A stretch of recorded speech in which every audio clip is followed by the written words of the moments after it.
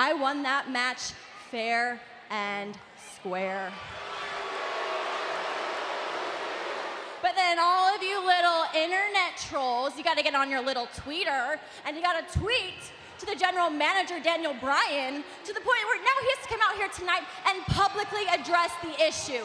You guys are seriously pathetic. You are so pathetic, you should be embarrassed of yourselves. That is embarrassing. I earned that contract. It was a no disqualification match. It's a Money in the Bank ladder match. There's no rules. How can you break a rule if there are none? You know, and we all have our 15 minutes of fame, and I'd like to take a couple of my 15 minutes to talk about the rights and the wrongs in the world of professional wrestling. And it is for the WWE Championship. This match is for the ECW World Heavyweight Championship. The World Heavyweight Championship. The match and new NWA Heavyweight Champion. We appreciate you guys coming out and taking your time to support women's wrestling in America. This match is for the AWA World Heavyweight Wrestling Championship. As I am recording this, we are several days removed from Money in the Bank pay-per-view or WWE Network event, and 1 day removed from SmackDown. This is Mr. Green, and we're going to go over the historic Miss Money in the Bank match, which took place, of course, again at the Money in the Bank pay-per-view. It was the opening match of the evening, and I think it's fair to say that it was a fun, entertaining match. Of course, we had essentially the entire SmackDown Women's roster participate in that, other than the returning Lana, who earned herself a title match in the most ridiculous way possible. I guess since I brought that up, might as well address that. That's been talked about several times, but it didn't make any sort of sense that, hey, I want to be inside the Money in the Bank ladder match. They all basically agree that you haven't done anything, you don't deserve it, you know, you never even had a match, which technically, if we're going by the main roster information, then that's true. But Lana has had a couple of matches on house shows in NXT, so she has been training, but to the masses, they don't know that, so it doesn't count. Particularly on television, it doesn't count. But anyway, they get on her about her not having any matches, not deserving a championship opportunity, that being even attempting to win the Money in the Bank. So they pretty much kick her out. Then she interferes in Naomi's matches later, and then, hey, I want to match with her, and I'll put the title on the line. So what we learned from that is you can get you a title match and circumvent all of this stuff if you just annoy the champion enough.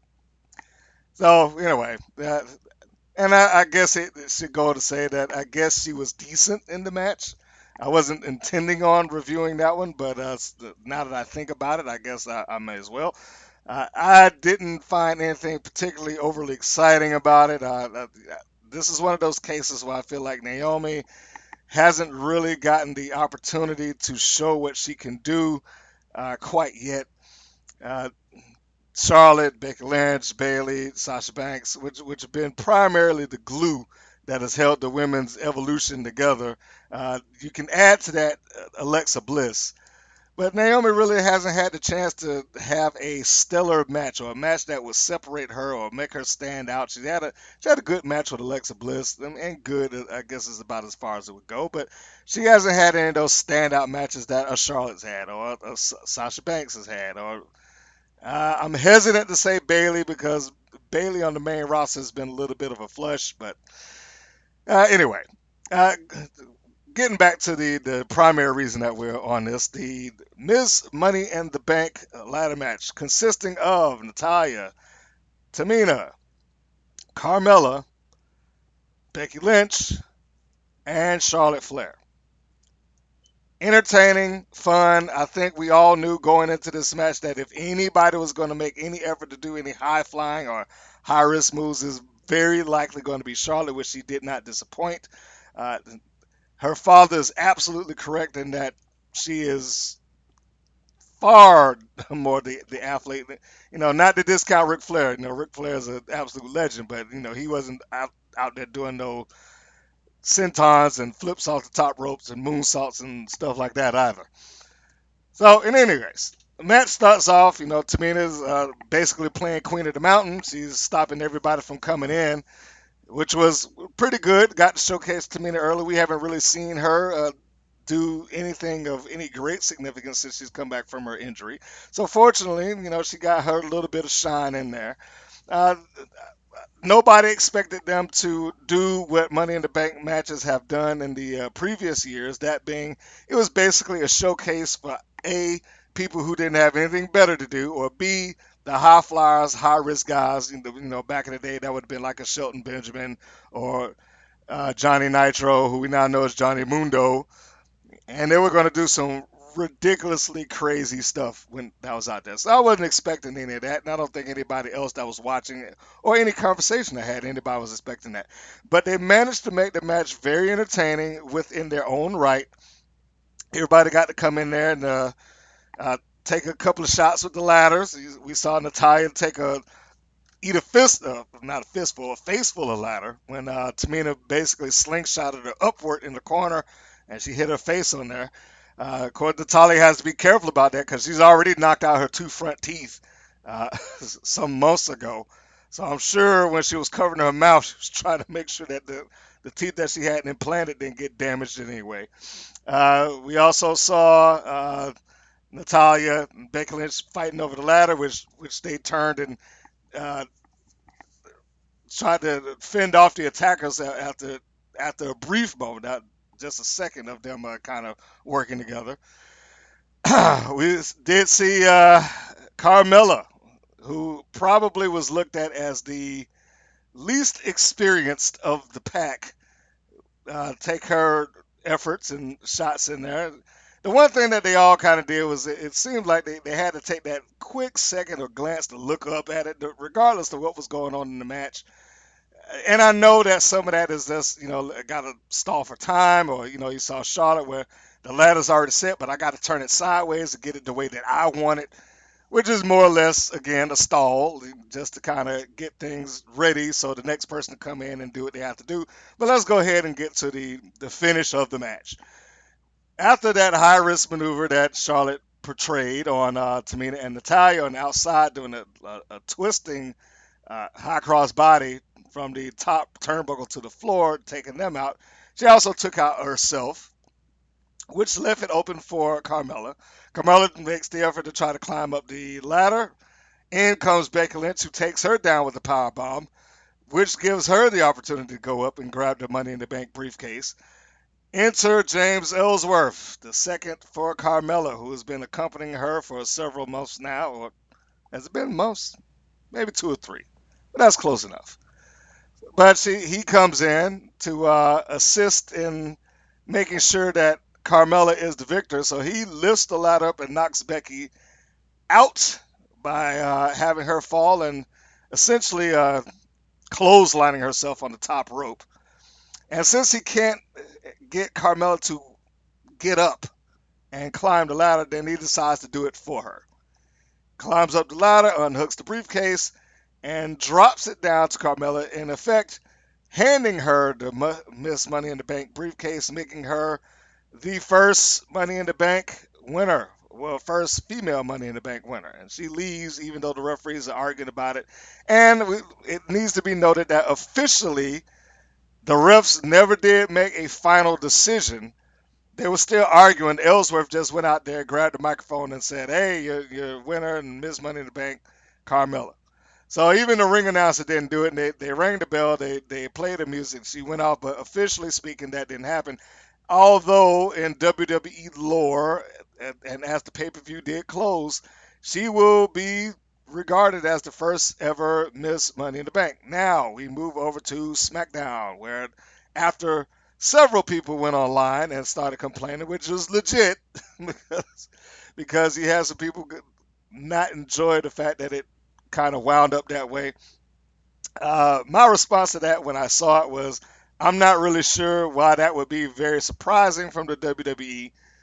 The WWE does have this habits, and I'm not knocking the WWE, but they do have a habit with some of their gimmick matches or stipulation matches, finding some way to root around the stipulation.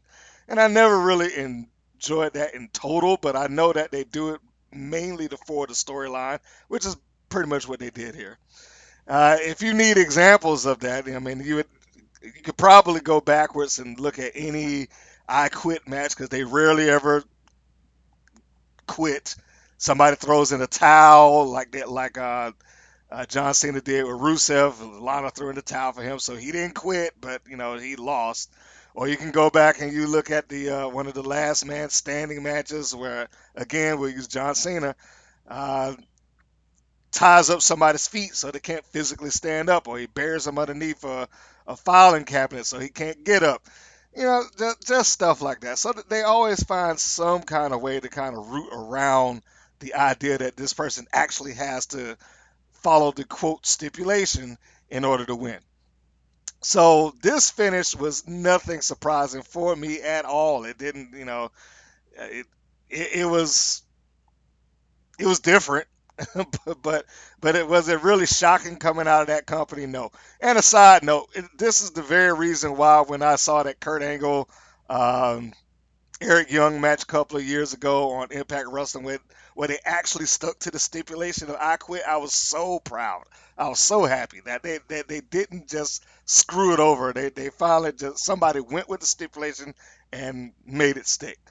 So if you got to say something nice about Impact, just out the clear blue, I'll say that. But getting back to the point of all of this, going on to SmackDown, following all of the internet complaints, and of course we had some of the ladies on Raw get on there, which James Ellsworth basically responded to, and all of this is pretty much in character.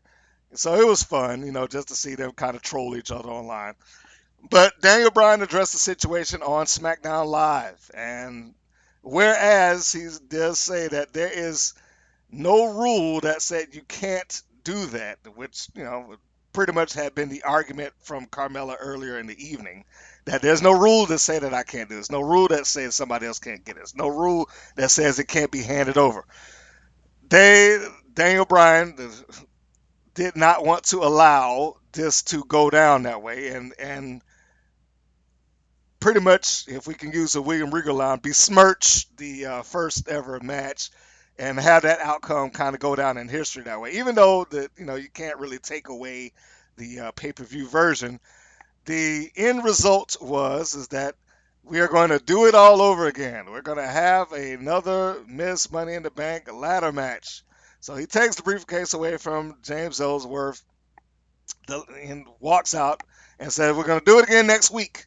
So this is all pretty much leading to trying to get SmackDown Live some extra ratings. I'm pretty sure they've had a little bit of a slump in the ratings in the prior week. So I would imagine that this is their effort to try to draw some interest to the product, which for me it works. I'm interested to see how it's going to go in the second version of the Money in the Bank ladder match for the ladies, and what it's going to do on live TV and how they're going to finish it up this time.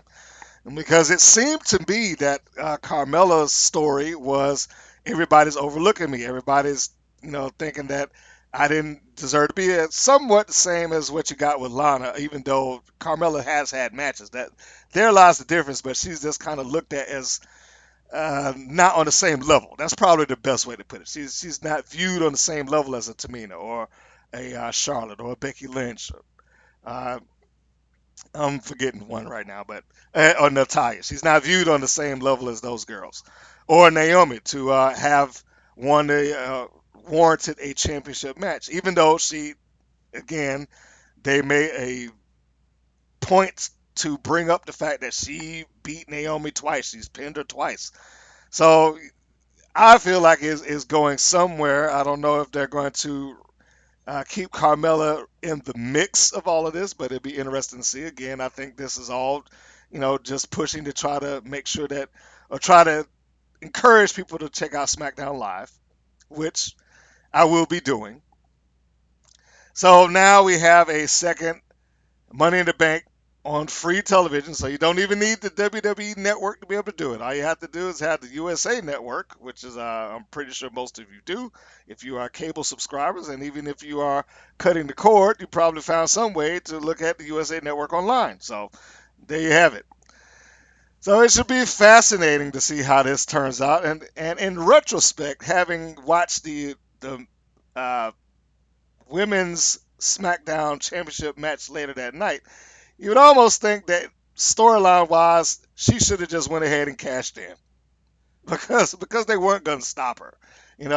She should have just went ahead and cashed in that night, which she did show up. They played the music, and that probably was the biggest pop that match had between Naomi and Lana. I don't think anybody was interested in that match at all. It was just another match on the card. I mean, for them to even try to overcome or follow the women's match that happened earlier was probably a steep enough task as it is, but then to have Naomi go in there against Lana, who's probably still a little bit limited, is difficult. We'll put it that way. Which takes me back to the first thing, that I don't think Naomi has a fair shake yet, and having a match where people can really see what she can do, because she hasn't been matched up against a Charlotte outside on TV. She did wrestle her once or twice, but she hasn't had a real opportunity to kind of show what she can do. Maybe it'll happen in the future before she actually loses that championship. So there we have it, folks. That is the quick review for the Money in the Bank match, and a few extra things tossed in there just because. If you are here on our Women's Pro Wrestling Network channel, please feel free to go by the Women's Pro Wrestling Network Facebook page and stop by us on Twitter. That would be WPN Wrestling on Twitter and WPN Wrestling on Instagram. If you are on Instagram, we post little clips and pictures and things like that from some of the matches that we cover. So if you are looking for extra stuff on Instagram to do, then follow us there. Of course, if you are on YouTube listening to this, then I would ask you to subscribe to the channel. With the YouTube ad-pocalypse, it is hard enough out there for all of us that are producing pro wrestling content of any sort. So the subscriptions and the likes to every degree, especially at this stage of the game, really matters. So if you haven't subscribed yet, I'm going to ask you, please do. And if you are listening to this in MP3 format on your various locations, whether that be Google Play, Podbean, Stitcher, iTunes, or TuneIn Radio, you can also subscribe on one of those locations. It is free, and it will notify you every time that a new interview is coming up, which, by the way, the next one available should be Paige Turner. And if you haven't listened to the interview with Tara Calloway, which I think is really good, you should listen to that. And you should go through the archives. We have extra interviews and reviews there in the archives, and Glow is around the corner. The new scripted television series is coming on Netflix, and we'll be going into watching that because that is a close relative to the channel, so why not? And there are future WoW episodes that are being reviewed. They got put in the can a couple of weeks ago, and it hadn't been gone up because of, it's vacation time for Mr. Green. So they basically kind of sat around. So if you haven't had the opportunity to subscribe or hit the little bell for the notification to pop up on your phone or in your email or what have you, or show up on your main page, please do that. So you have the notifications let you know when some new stuff is coming down. I want to thank you for taking the time to listen to this particular review and anything else that you have checked out. Be sure to check out all the new matches, and yet another reason why you should subscribe. New matches are coming. New matches have come down, and the new matches will probably go up this afternoon after I finish this one. So thanks a lot, folks. Thank you for the likes. Thanks for subscribing, and we'll see you on the next review. Thank you for listening to the WPN's Rights and Wrongs of Pro Wrestling. If you have questions or comments, please contact us via our Facebook or our YouTube channel at the Women's Pro Wrestling Network. If you're new to the WPN, feel free to subscribe to our channel and like our page. We appreciate your support. Thank you again for listening.